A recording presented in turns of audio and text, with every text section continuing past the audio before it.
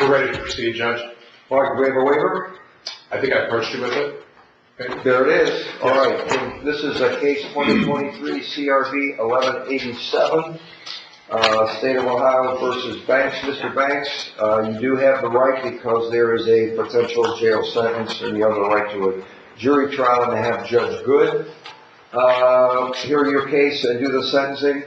You signed a waiver to allow me to do that. Did you sign that voluntarily? Yes, sir. All right, thank you. Then I will proceed. Okay, again, 2023 CRP 1187, and we're here for sentencing.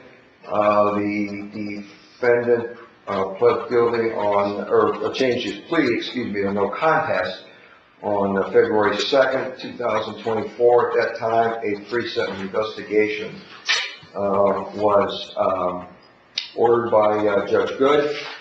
That pre-sentence investigation has been completed, and a very detailed and lengthy pre-sentence investigation. Have you had a chance to review that, Mr. Mayor? Yes, sir. All right. Any concerns about that pre-sentence investigation? I think it's accurate. Okay. No exceptions. And detailed and lengthy. I agree. All right. Perfect. All right.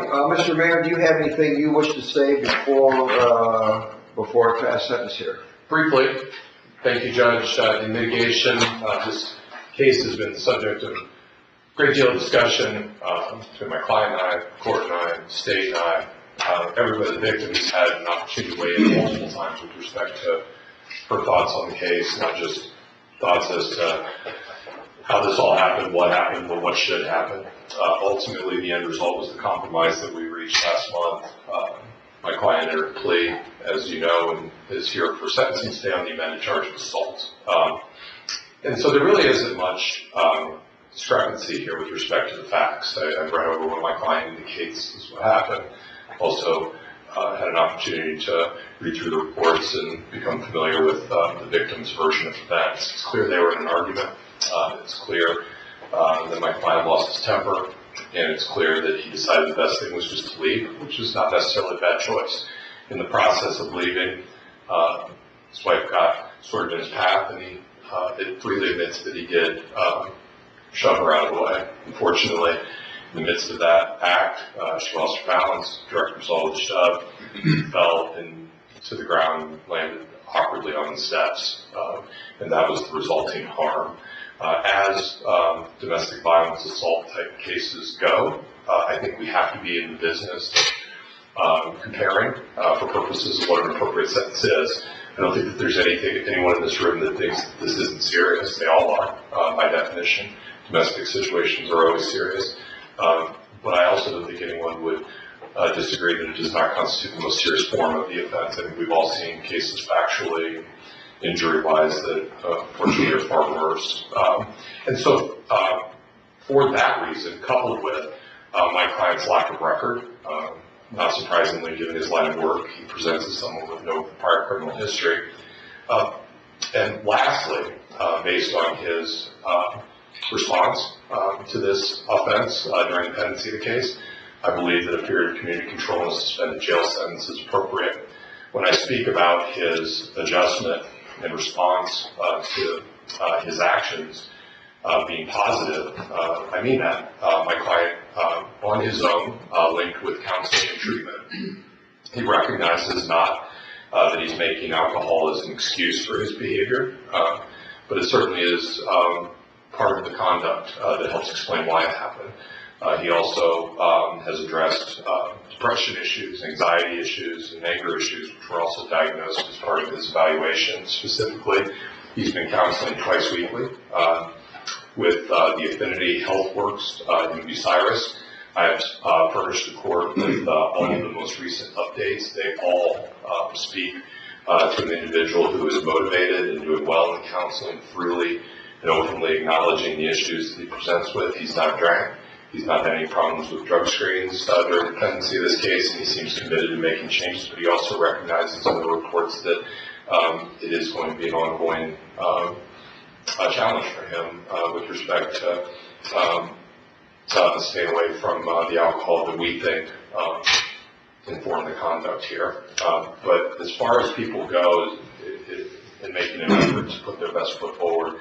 He strictly abided by the terms of the no contact order. He and his wife were both on the same page that they want to work past this and stay together. And I think that ultimately he's an individual who could be properly supervised in the community without issues. So we ask the court to consider a suspended sentence, community control with all the appropriate conditions, and I think he's someone that's not going to give the probation department any problem. Thank you. Mr. Banks, obviously, Mr. Mayor has spoken very well on your behalf. However, I want to give you a chance to say something if you wish to do that. I did. You may proceed. Your Honor, the last few months have been an absolute nightmare for my entire family. This situation has affected everyone in my family negatively and has added unnecessary stress to my family as well. I take full responsibility for my inexcusable behavior that put my family in this position. The word sorry does not begin to describe how I feel toward my wife and my children for what I did in the position I put them in. I do believe that actions speak louder than words, and this is why I've been proactive in the last few months by enrolling myself into therapy. I have been attending and successfully completing every therapy session that I have been to. Therapy's taught me how to cope with my depression, anger, and substance abuse, and I understand that substance abuse has no healthy benefits whatsoever. Therapy is helping me stay sober throughout this process, and I plan on continuing therapy into the future. And if given an opportunity at probation, I will most certainly do everything that is asked for me from the court, and I will comply with probation and complete probation without any issues. Thank you, sir. Mrs. Banks, you are the victim in this situation. Again, we have a very detailed report. You were interviewed by the probation department for the pre-sentence investigation, but I want to give you a chance to say something, if you have anything you wish to say. I submitted a letter to probation. And I did review that letter, That would and I be, reviewed the report. okay, if that's Is there sufficient. anything you wish to add in addition to that?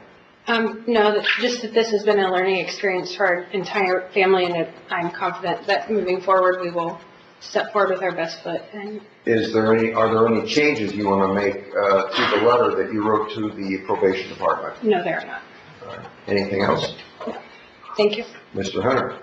I would agree with the probation report. The PSI is very thorough, so we would defer to the court as to sentencing. All right. All right, well, thank you. Mr. Banks, I think you can imagine that, well, you know that when you enter a plea here and the court ordered a pre-sentence investigation, the purpose of that pre-sentence investigation was to review review your history to see if there was any prior criminal history or any prior incidents like this or any other issues that would be of concern to the court. Mr. Peasley did an excellent job, a very lengthy and detailed report. He talked to you, he talked to your family, he talked to your wife, obviously, as a part of that family, and she submitted a letter, and she also discussed the matter with Mr. Peasley, and Mr. Peasley has made a recommendation. But it's always a concern when a law enforcement officer gets involved in something like this. And so we paid a lot of attention to that report. It was a detailed report. It was good to learn that there were no prior incidents of anything like this, and that there's no prior criminal history of any kind. I read that report very carefully. I've read the letter from Mrs. Banks. I've read the detailed report from the probation department, and I think you can admit or should understand that there are two concerns I have about you in particular and this incident. First of all, you are a law enforcement officer, so that causes some great concern in this regard. Your past history for drug and alcohol use, mostly alcohol, and you are a person that's charged with enforcing the violation of those laws. I know that you have probably on many incidents been involved in other domestic violence charges and investigating those. So the excessive drug and alcohol use and the use of THC, a marijuana type drug, is of great concern. Obviously, the other is that initially you were not honest with the police, and I think that you did change your story, but initially you, I don't know how else to say it, you lied to the police. And that is of great concern in this sentencing. On the other hand, there are some things that these things would concern the public and their view of law enforcement, and so that's another concern. But there are things on the other hand, on the other side of this, that I think that Mr. Mayor has put it about as well as you can in a situation. There's no such thing as a minor domestic violence case, but as far as the injuries, the damages, and what really occurred, it is a relatively minor domestic violence case, the kind that we see here. Because in many of these cases, the violence is much worse than this. But of concern was your initial report to the police kind of minimized what really happened. But you have no prior criminal record, and that is a good thing. You've obviously accepted responsibility for this. You combine that with you almost immediately began addressing the drug and alcohol use problem. You entered into treatment right away. Many times we see people enter into treatment a couple of weeks before we come to court. But you immediately addressed this issue, so that is, you've accepted responsibility, and you immediately began the counseling, and you've been getting regular counseling since that time. We're also going to consider the wishes of Mrs. Banks and her concerns about you not being present and how that's affected your family. And I can tell you, based upon the letter that she wrote, that she wishes this marriage to continue. She thinks it's best for her family, for your children, and for both of your extended families. So we're going to take into consideration the wishes of Mrs. Banks and the letter that she wrote, the report that she gave to Mr. Peasley, and we understand what occurred and how things occurred, and I think that I agree with the report and with Mr. Mayor's view and Mrs. Banks' view that this was not a major, was a relatively minor incidence of violence. I don't want to downplay it because we see some of this, we see a lot of this, you've seen a lot of it, and I don't want to downplay it or minimize it in any way because many times these situations begin as a very minor incident and they accelerate to very, very significant and serious incidents, and you've seen that and I've seen that. Mr. Mayor and Mr. Hunter have also seen this. So we've taken all those things into consideration, and especially the wishes of Mrs. Banks and your comments about continuing in therapy, and that will be part of your probation also. Again, there was no significant injury of any kind to the victim, and that is obviously a good thing under very, very bad circumstances. So the following is the sentence of this court. I'm going to sentence you to 90 days in the Ashland County Jail. I'm going to suspend all 90 of those days. I'm going to place you on probation for a period of 1 year. Assess a fine of $250 plus the court costs. I think this is a fair sentence. This is something that we would do for anybody under similar circumstances. You are not getting any special treatment because of the nature of the incident, the wishes of the victim. your commitment to counseling and the fact that you have no prior offenses of any nature. I think this is a consistent sentence with that. The 90 days, 90 suspended, of course, that means you'll have 90 days hanging over you for the next 1 year of probation. Conditions of probation are that you're not to obviously use any drugs of abuse or any illegal drugs, anything containing THC. You're not to consume any alcohol, no alcohol abuse, no alcohol use. So that makes it real clear that there's no drugs, no alcohol, no THC. You're not to, our standard here in a situation like that, you're not to abuse, threaten, harass, intimidate Mrs. Banks in any way. You are to get whatever counseling, continue with whatever counseling you have. You are to have that treatment and counseling for the period of next year. You'll complete whatever treatment that is, whatever counseling that requires. If it's 2 times a week, you continue with that. Again, we are granting we're taking into consideration the wishes of Mrs. Banks, and that is something that she thinks is important for you and for the family. So we will have that as part of your sentence and part of your probation. I'm going to throw a little extra in there for the fact that I think you misrepresented what initially happened. You were quick to retract that and kind of tell us what really did happen. But you'll do 40 hours of community work service to be completed by July the 1st.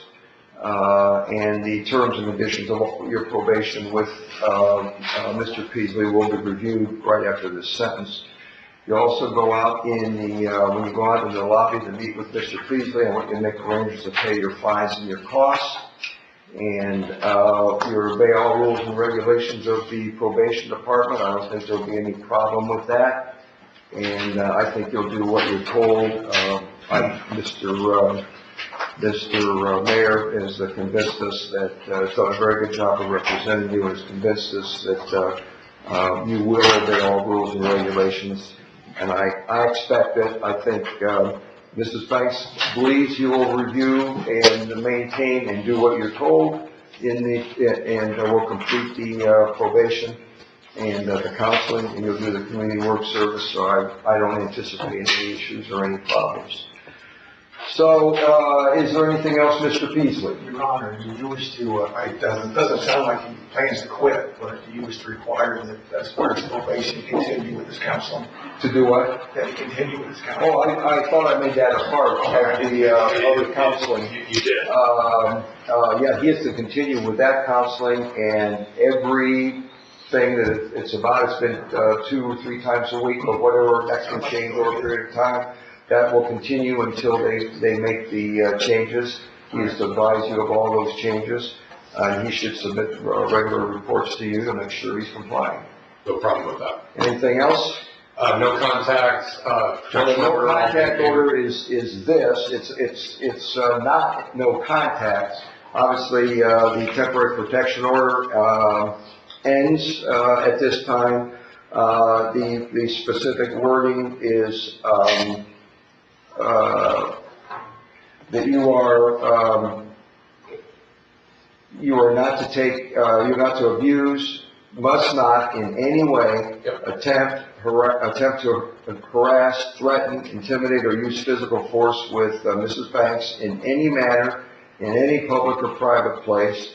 That's anywhere, Mr. Banks, and we would expect that if something like that did happen, which we don't really anticipate, that you would report it or Mrs. Banks would report it.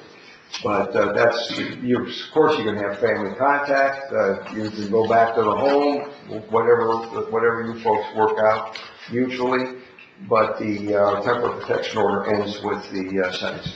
Judge, I believe Banks is taking that order very seriously, so I know that they won't clear clarification that he can come home. He So can- thank he you can for go that. home. Thank you. You all want to make sure you understand that he can come home. Yes, So, and we took your letter very seriously. thank you very much. Anything else, Mrs. Banks? No, Your Honor. Anything else, Mr. Banks? Yes, sir. Mr. Mayor? No, I think that covers everything. Mr. Thank you, Hunter. Judge. No, Your Honor, thank All you. right, thank you. Brandon, if you need this, when you're done with it. That's No, thank you very much. Good enough, all right. All right. You're liable to. All right. Call me with any questions. You did real good. Sir,